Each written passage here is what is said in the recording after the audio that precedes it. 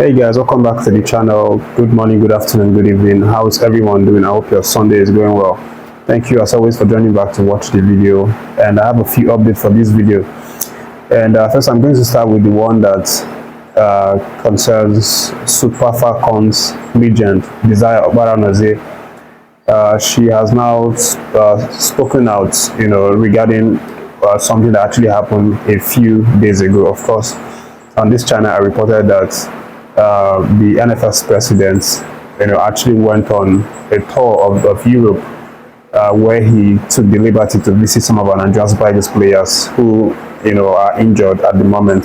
The likes of Osimhen, the likes of Oseyi-Samuel and Oseyi-Samuel were the three guys that he visited, and these three people were obviously, posted on NFF's official social media page. Desire Oparanozie has now criticized the NFF's president for not extending the same courtesy visits to Nigerian Super Falcons players. Of course, we have the likes of Demehin, who plays for Stade de Reims in France, and then we have Demehin and Plumptre, who is also out recovering from injury in Saudi Arabia. So she's obviously, advocating for equality, in the men's team and also the women's team, that whatever is being done to the men's team should also be replicated to the female team.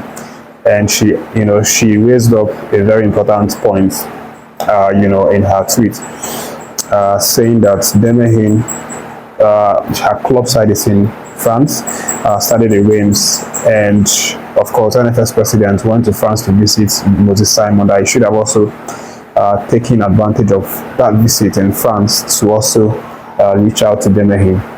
But again, this is something very, very understandable. It's something that I personally also would have loved that NFF's president did. But again, I mentioned in the last video that the trip wasn't primarily to visit these players. It was, at that time to actually go and see the foreign coach that they were having an agreement with, face to face, and have further discussions as to how to close up the deal. I already talked about that in the previous video. He did not travel primarily just to visit those players. He had other things that he was doing. But again, it's always important. It's always very good to include the female and the male players, just to have that inclusivity, in the Nigerian national team. Personally, I think she has a good point, by calling to the attention of the NFF president and to Nigerians, as a whole, that the women players should also be carried along. Speaking of these players, Demehin and Plumptre, they are obviously, recovering really well. They're getting all the support that they need from their clubs, of course, because that's where they are having their rehabilitation currently. So they are really recovering fine, and by God's grace, hopefully we'll get to have these girls back fully fit before the Olympic Games kicks off in late July. And again, we're still waiting on NFF, to announce the official head coach of Nigerian Super Eagles. I said in the last video that right now it feels like they've started from the bottom, from scratch. All the previous plans, all the arrangement and everything kind of just seem like everything has scattered because of the meeting between NFF and the Minister of Sports, and how we told them that they have to plan with the budget. But again, we are still hopeful that something very important or something very good is going to happen in the next coming days regarding that one. Let me let you know that Osimhen has received massive praise from a certain Brazil legend, Antonio Careca. He has now, backed on Osimhen to do great exploits when he leaves Napoli. Of course, Careca, also a Napoli legend who played with Maradona at some point, believes that Nigerian striker Osimhen, obviously did exceptionally well for Napoli, especially last season when he helped them to that historic championship win. But he's also backing Osimhen and wishing him a very good, career outside of Napoli. He believes Osimhen can hold his own. He can, do great things, score a lot of goals, break a lot of records in any club side that he finds himself in the future. and he also believes that Napoli is going to miss Osimhen, but that they are going to have to move quickly to get someone in the caliber of Osimhen to replace that void that is going to leave in Napoli when he leaves the club. And again, Osimhen has a match today, a very important match against AS Roma. Napoli has a match against AS Roma, and Osimhen is in line to actually start that game. So Roma boss Daniel De Rossi has now backed his two defenders to actually lock out Osimhen in that game. There's this guy, this Ivorian defender, Evan Ndinka, who's recovering from a collapsed lungs.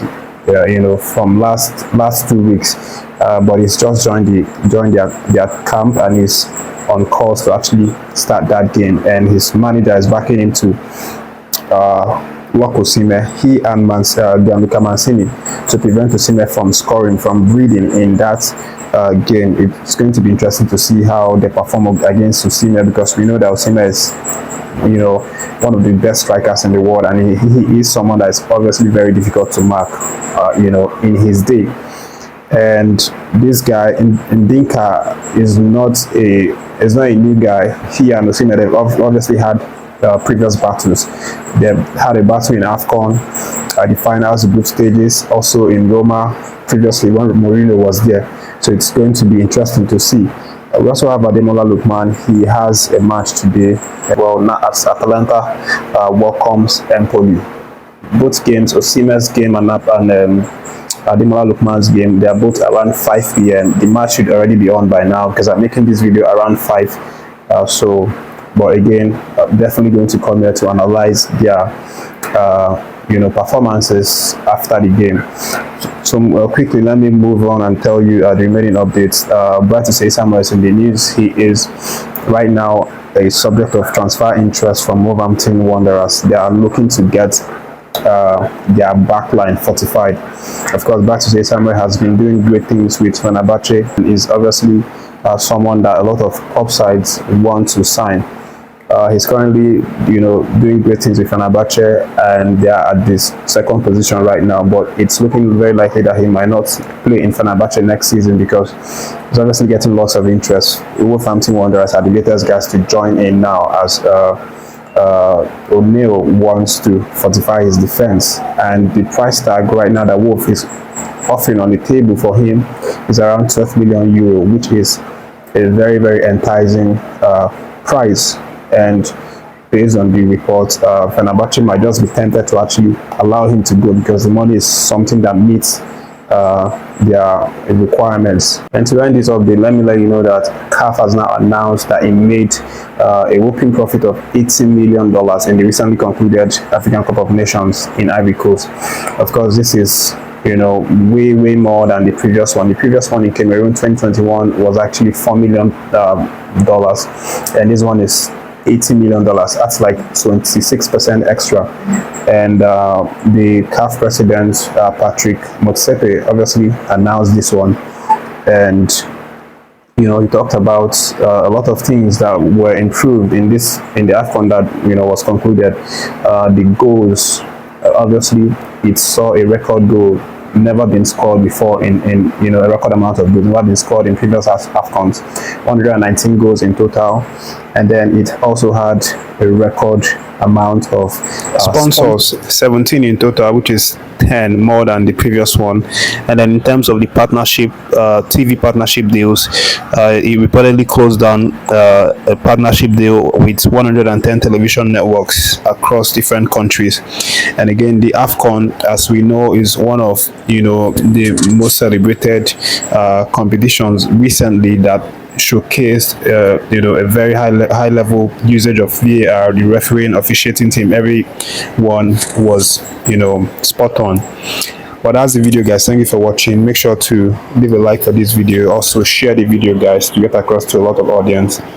Make sure to subscribe to the channel if you've not done so. Thank you for watching this one. God bless your day, and catch you soon in my next video.